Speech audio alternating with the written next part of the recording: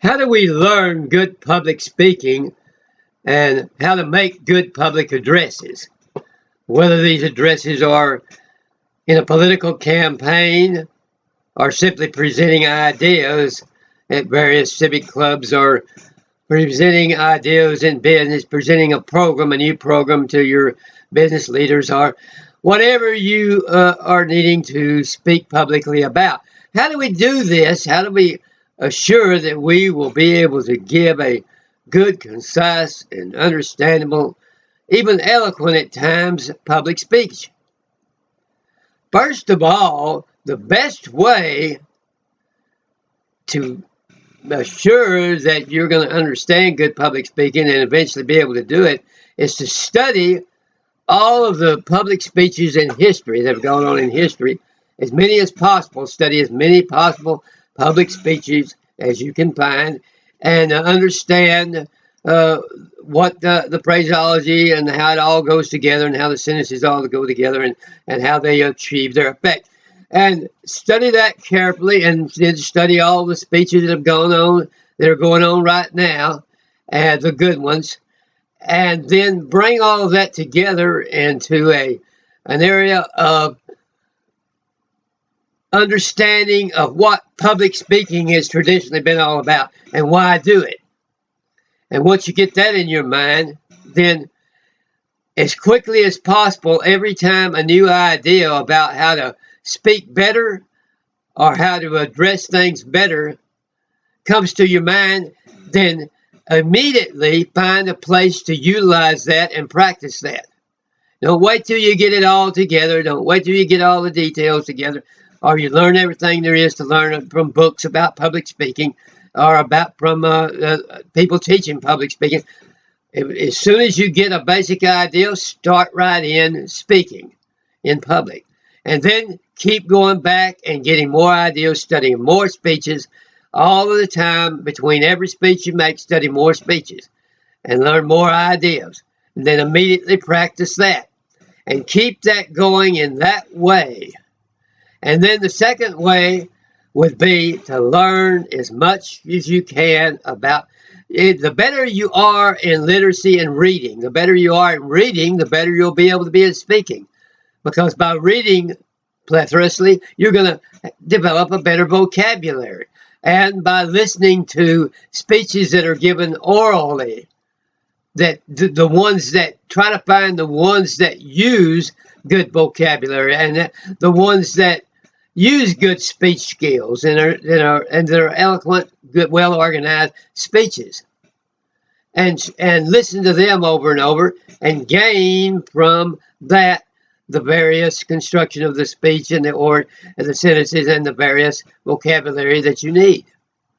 In short, it needs to be it just needs to be speeches going on that you can listen to that are well done.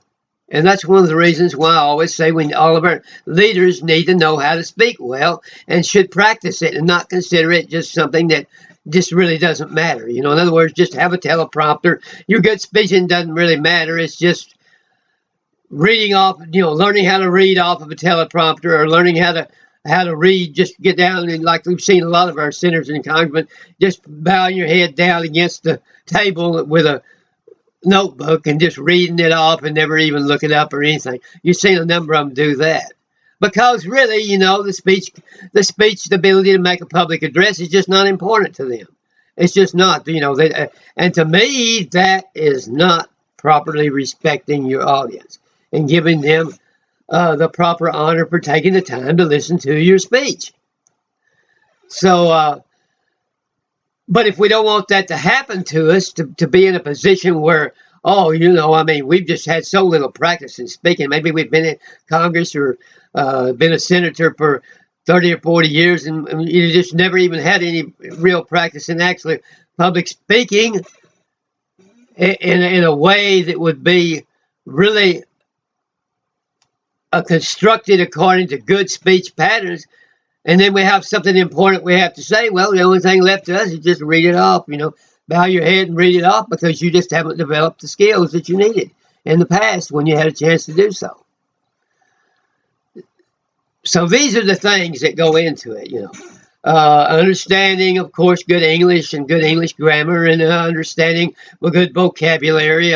Do a lot of, you know, take classes on writing and developing writing skills too, because you need to be able to put things down on paper and on computer and whatever you're utilizing to write your letters and your books that you're writing, and learn how to practice putting these books together and putting these notes together and writing these statements and these theses and do it and making it well organized. That's one of the reasons why colleges teach that, and getting it well organized, well understood, where a professor or someone else can review it and say, yes, that is well organized.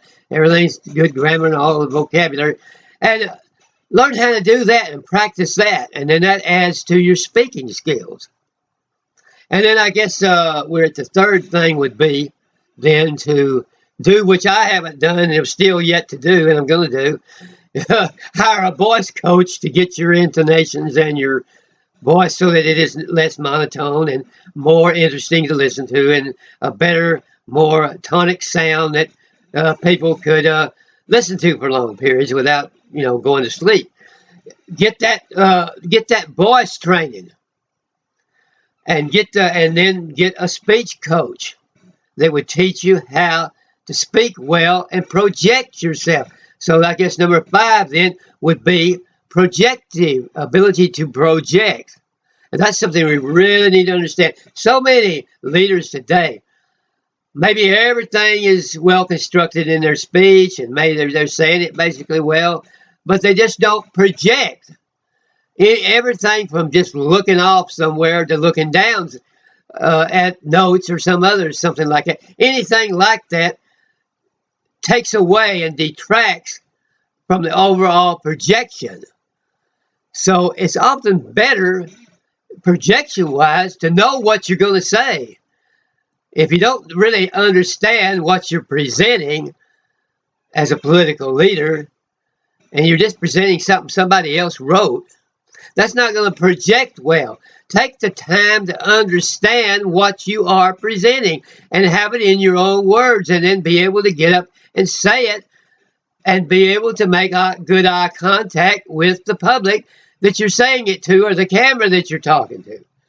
Be able to make the right kind of contact and say the speech out of your own words, and do as little as possible reading it all.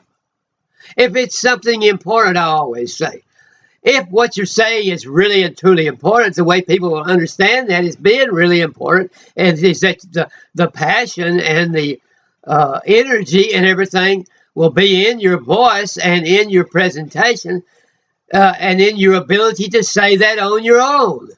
Otherwise, how do we know whether the passion and energy is really there? Someone else maybe had passion and energy and wrote the speech, and then you're saying it, but you don't know what areas they were really passionate and energetic about and had this real interest in, because you weren't the one that wrote the speech, and you may be accentuating areas that were not intended. And so we need to just really, you know, all of this is going to come in your practice. That's the reason why every time you learn something else about public speaking, then you should immediately get up and practice that somewhere and say it somewhere, and then go back. Hopefully you have a recording of it. Go back, listen to it, learn from what your mistakes are and what the areas that you missed, the times which you, as I sometimes do, say or something like that, or you know. That's one of the things I'm trying to control, is not say that. There you go, you see. And things I've been told years ago not to say, and then I still sometimes say them. But we've got to learn, and the only way we're going to learn that is through practice, because you're going to have to make the speech, listen to it, and then count the number of us, count the number of you knows, and say, next time I'm going to say less of them.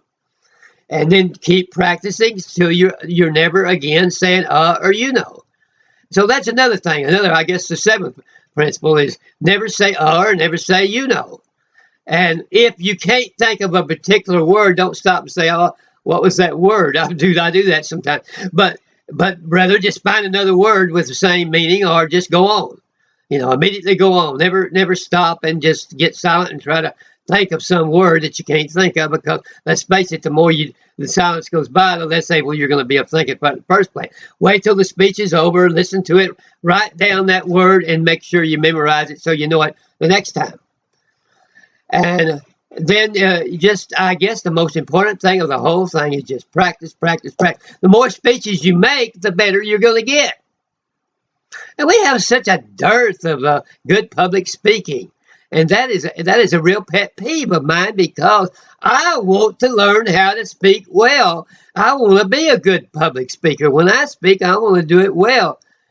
And if I'm spending all my time, because I have to spend listening to political speeches and so forth in order to learn what I need to learn about the government and what's going on, if I have to spend all my time in order to do that, listening to speeches that are not well constructed, people that are not enunciating well, or people who don't speak eloquently or with good oratory or good construction of their sentences, or using all these little helper words and everything else to help themselves because they can't think of the vocabulary and the words and things like that, then I'm putting all that in my mind, and that's being fed into my subconscious, and that's keeping me from learning the real good speech patterns. And I'm not getting to practice listening to speeches which will enable me to be a better speaker. I'm listening to people that don't value good public speaking. And that becomes a matter of concern. And so we need to understand these things. Learn what you can on public speaking from taking courses in public speaking, I said, and from reading about public speaking. Then go and practice that, everything you learn. The very first thing they'll say is stand up straight. Don't lean over the pulpit or the podium or into the crowd or whatever, and control your hand movements. We can all use practice in controlling our hand movements and those various things, little simple things like that. A lot of little simple things like that, the right kind of matching your clothes right there, all them different kinds of things. And then go and immediately practice that, even though it's a simple principle. And then go back and learn more about sentence construction and about speech construction and how to make a good speech, and go back and practice that, and then just keep going on and start studying speeches that were given by orators in the past, all the way back, even the Greek orators. But go for the presidents of the past, the leaders of the past, the great financial leaders of the past, great economic leaders of the past. Study these speeches, and then study the present speeches. Compare them, learn from all of them, then get up again and practice and try to emulate these things, forming them in your own words, of course, and bringing them up to modern vocabulary and so on as that. But practice that speaking, and practice and practice and practice and practice. And many of us, for one reason or another, never get enough practice in the early days, and then we find ourselves continuing to have to practice and practice. The few lucky people that learn this early, they're the ones that really are to be envied. But many times, seemingly, they don't get into public office, and we never get the benefit of it. So remember these principles. We went to those three. Okay, I got to those three, and then I said the next one was increasing your vocabulary, increasing your reading comprehension, reading more books that have a high level of vocabulary, so that you learn to see those words in the right construction, and you don't just get words that you've heard and then you get them and you say them in a sentence and it just goes out. It's not well in context. So I'm going to pray about this, that God will somehow give us the inspiration to know how to make better speeches that are better understood, more eloquent, and God can inspire us to this. And now we pray that we were praying for our country and our leaders, that they will be able to have a better vision, and that we all as individual citizens have a better vision. Now I pray for anybody that's ill, or anybody that's caught up in any obsession, concession, depression, obsession, or anything like that, that they will be healed now in the name of Father, in the name of the Holy Son Jesus. Heal people, raise them up, raise the people off their sick bed, heal them, give them a greater joy in their life, greater peace in their life, greater enjoyment of their life, greater happiness in their life. Pray all these things in the name of the Holy Son Jesus. Amen.